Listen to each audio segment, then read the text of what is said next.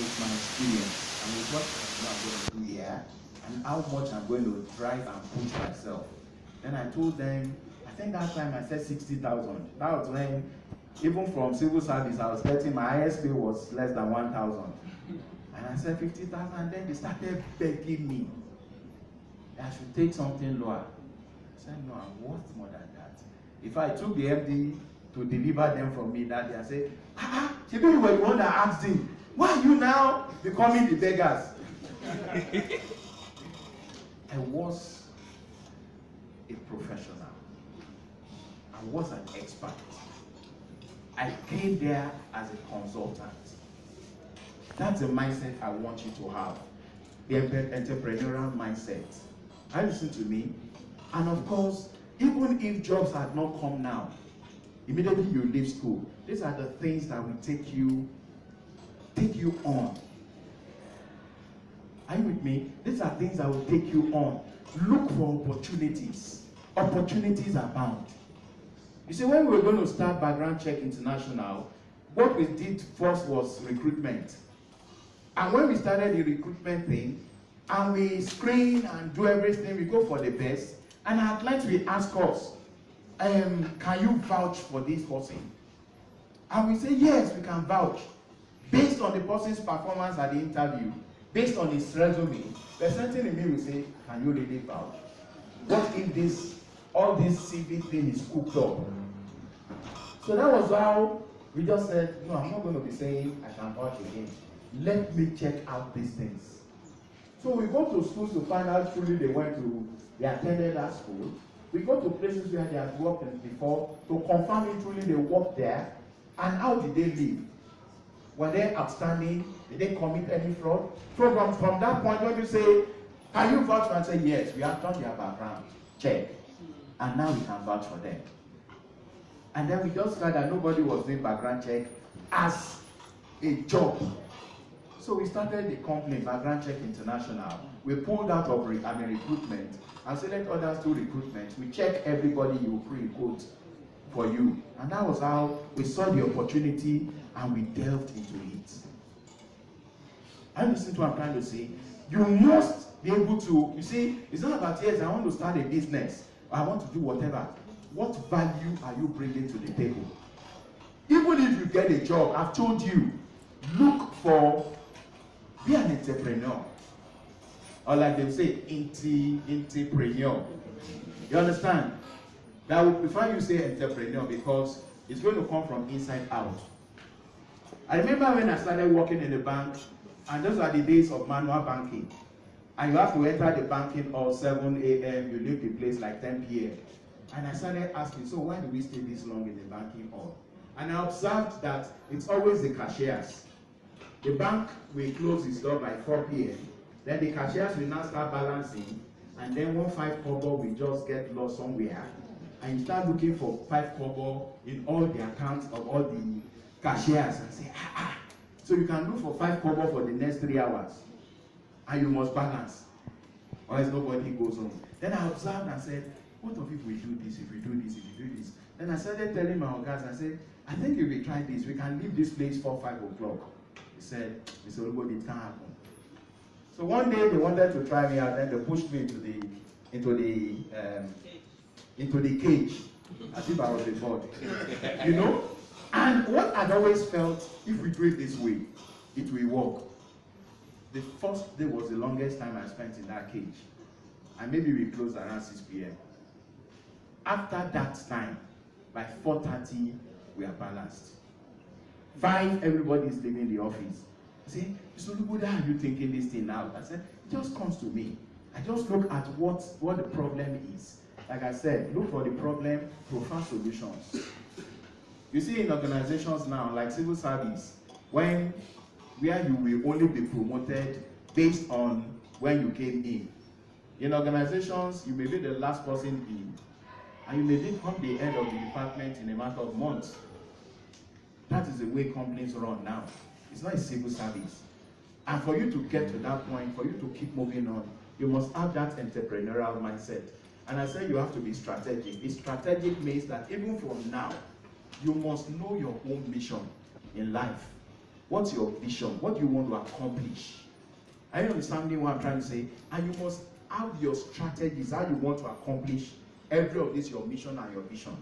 That is for another day. Let's move on quick. If the jobs are not coming in fast, are you listening to me? And you know you have what it takes to work in any organization, please apply to them as intern. And it's a trick that is working on a lot of organizations. Because things are hard now, organizations are trying to reduce the number of permanent staff they have and then use more contract staff. So if you say you want to work as an intern, they jump at you because they are going to pay you peanuts, and then they want to use you, like the Yorubas will say, like rainwater. You understand? Yes. Thank you, sir. They want to use you as rainwater. So please apply as intern. Just go in, and when you are there, let your entrepreneurial personality, let it come to the surface. Make it difficult for them to say go. Are you listening to what I'm trying to say? The IT guy, we have the person heading the IT department of BCI presently. He actually came in as an intern, and we just wanted to try him out. And we just discovered, since the guy came in, he just started changing everything. And I told myself, if I lose this guy, I'm not sure I will be able to get anybody like him that soon. So it was not a matter of just increasing his salary. Then we entered into an agreement. Would you love to be a director of a subsidiary?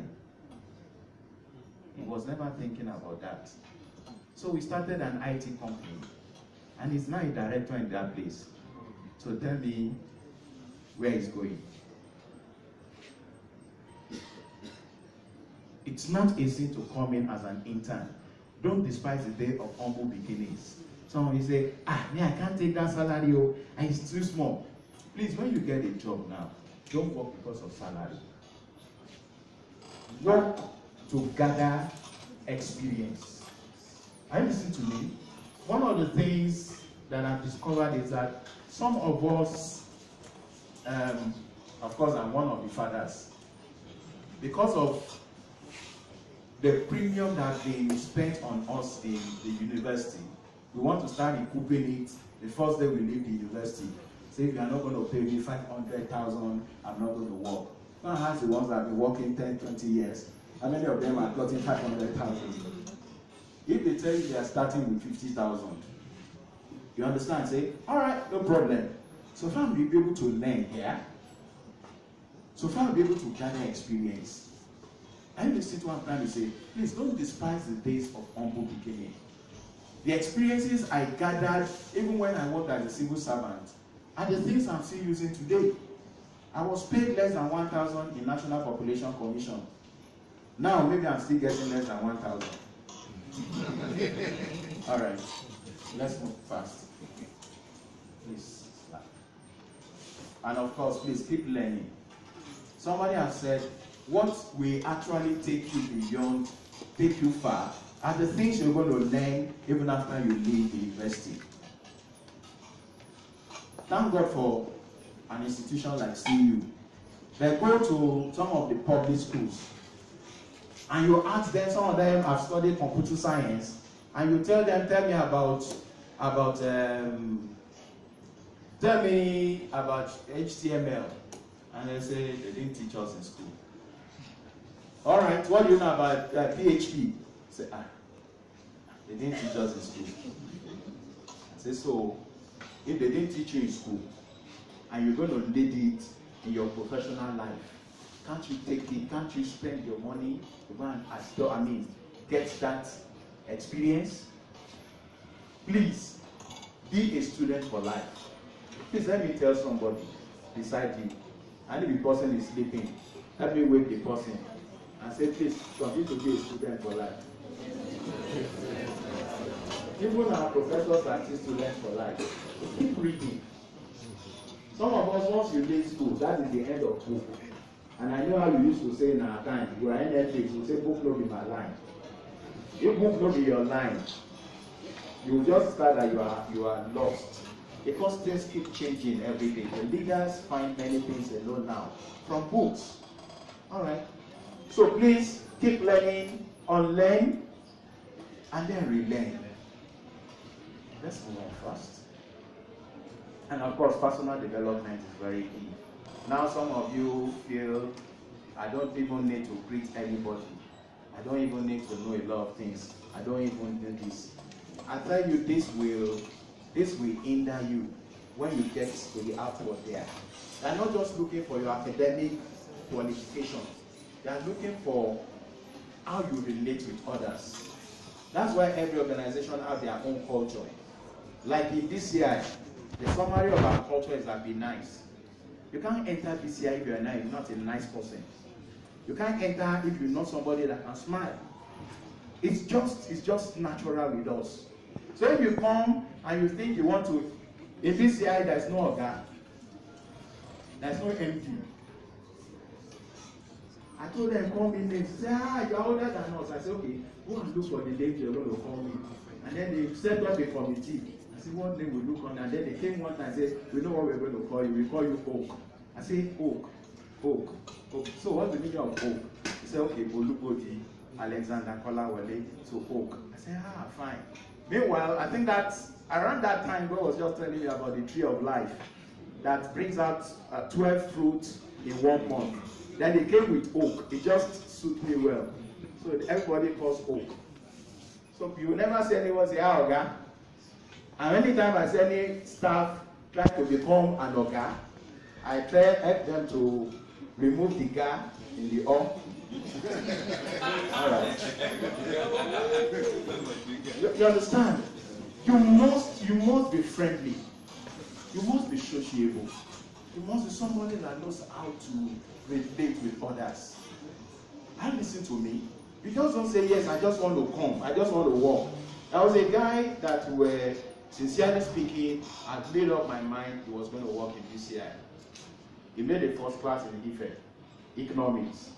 How can you go to Ife and make first class? And you will not just be outstanding. So he just came and I just, out of routine, I told the Human Resources Department, please go and interview him and let's know when he can start. Then they went and then they came back and said, sir, he cannot work here. Once they say he cannot work here, one thing is that is either you're not looking polite, you're not looking nice, you are looking like a boss, or you are arrogant. That's the language. I said, okay. I said, is that the only thing? He said, sir, he doesn't know anything. I said, what do you mean? How can somebody go to Ife and he say he doesn't know anything? I say, yes, sir, he knows economics. The outside economics, he doesn't know anything. He said they asked him, so what other book are you reading outside economics book? He said, no, I don't have time to read any other book. It's only economics. I said, okay. Rich Dad, Poor Dad.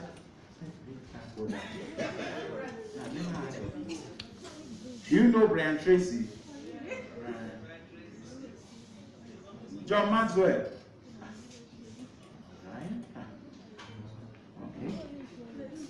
And you see, my colleagues in the office, they know the way I do my things. If you're a likable person, if you're a sociable person, if you want to know who you really are, we go on your Facebook. It's not part of background check, even though we do it. We just want to profile you. Who are your friends? How do you relate to your friends? How do you reply? This guy has a Facebook account. People have sent messages 2 years. They are not replied. So when he came to me, I said, Sheldon, you are not sociable. See your Facebook. Your mates are saying, Sheldon, báwo ni? 2 years! So that means if you start working here, when they say báwo ni, it will take you 2 years to make up your mind that you want to answer fine or not fine, or what concerns you.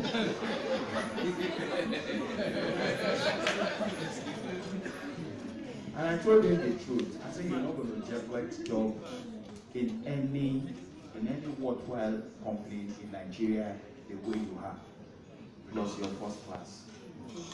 You know nothing. Because I had to call him. I was supposed to just let him go, but I had to call him and cancel him. I said, Shegun, you don't know nothing. I said, and I started actually explaining his life for him. I said, you made first class to prove a point to some people that me too I can make it. Now you have proved that point to those people. You can't go beyond those people. You don't know nothing. You don't know. You know, when one of the young guys that just came for, okay, since he's here, where is Teju? He's going for NYC very soon. I said, no, I don't want to sit at home. I said, come in. Even though I know he has always been brilliant, and I know I can learn from him. You know, the first day he came, I saw him reading book on management. He studied mechanical engineering. He started reading book on management. I smiled, I said, yes, this is what I'm talking about. He's already wanting to know how it works in an office. This is first time of coming here. And then someone comes and says, I have first class. I don't know how to talk to people. You don't have, I said, who are your friends? If I keep friends, I will not have first class. And then later he told me, no, I wasn't reading economics alone. I read my Bible also. I said, okay, after Bible, come. If you read Bible, you share Bible with somebody. And if you're an evangelist, you preach the Bible to somebody. Tell me who you are sharing the Bible with. Please, you need to develop yourself. Those are the things that will keep you going. I need to start rounding up now. All right. About mentorship is key. If you want to go fast, of course, go alone. But if you want to go far, you need to go together with somebody. The beauty of mentorship is that you will sit upon the shoulders of a giant, somebody that's seen far ahead of you. You understand what I'm trying to say? He knows far ahead of you. And you leverage on the number of the years of experience that that person has gathered. So please, don't say, I can go all the way by myself. You need somebody to mentor you in the business world outside there. And part of it is what is happening now. The management bringing somebody or people to come tell you how things are done outside there. That's mentorship. Beyond school, make sure you get a mentor. Move on. And of course, be purposeful and passion-driven in life. If I ask some of you, so why are you studying the course you are studying now? What will be your response to me? You said something? Sir? Oh, my father said I should do law at all costs, or economics by all means. So you, why are you studying economics? Why are you studying demography? There must be a purpose attached to anything you are doing in life. You see, if you are not purpose driven, anything will drive you. Are you listening to me? Anything will drive you in life. Someone like me, sincerely speaking, growing up, I had a lot of cannots. You cannot do this. You cannot do this. Unfortunately for me, I have 8 other siblings. 6 of them guys, the last one is the only girl. So we are 8 guys and a girl. Then my father was teaching all the other 6 guys how to drive. And so that he teach me, say, Kola, you cannot drive. You cannot drive this type of cars.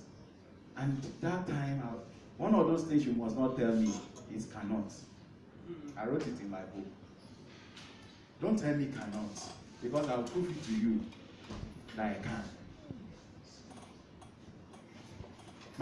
My life was purpose driven. I'm not in this world to be a non-entity. I'm not in this world for everybody to say, no, you can't get there. No, you can't achieve this. Because of what? You have one bad leg. Should I not also agree with them and say, yes, they're actually saying the truth. I have one bad leg. I cannot make it in life. What's driving you? Whatsoever is driving you will not start driving you when you leave school. It must be driving you from now. What do you want to achieve with your life? Where are you going? You see, that's why even I could not work in some organizations, because I know that I'm not going to be useful in those places. And even now, there are some clients I turn down. If you're going to come to me and say, Mr. Olugbodi, you do this job for us, but don't finish the whole budget, you will return 4 million out of it. I say, hey, we don't do this type of work here. We can say thank you to you after we finish the job. Yeah, you don't tell me return 4 million out of that job. That's why you won't see me go after any government. I never gone out of my way to prospect any government agency. But they've been coming by themselves. And they know from the onset, I didn't come to you, you came to me, no kick back, not even kick front, not to talk of kick along. So what's your purpose in life? What do you want to achieve with your life? There are going to be challenges. Let me tell you the truth. There are going to be challenges. You're going to leave school, maybe 2-3 years. Some things may not just come your way. It's not a cause. But if you are purpose-driven, even in the midst of that wilderness experience, you find yourself thriving. You just see that things are working out for you because you're purpose-driven. You know where you're going. You know what your passion in life is. You know what you want to do with your life. Now I know what I want to do with my life. I haven't gone through everything I've gone through in life. Of course, I titled my book, Through It All. I've gone through it all. The only thing I want to do with the rest of my life is to give people hope. Is to encourage them and tell them, if I can go through them all, and I could excel, what says you can't? And when I say through it all, I mean through it all. So please, find out what you are around in this world for. Yes, sir. And of course, you are kings. Sorry, that's supposed to be kings. And you are queens. So go and take your thrones. You need to discover where your throne is. And please, get them filled. So thank you a lot very much for this opportunity. Thank you. Another round of applause. Another round of applause. Thank you. Thank you very much, sir. Thank you very much, sir. Thank you very much. That's a very insightful presentation.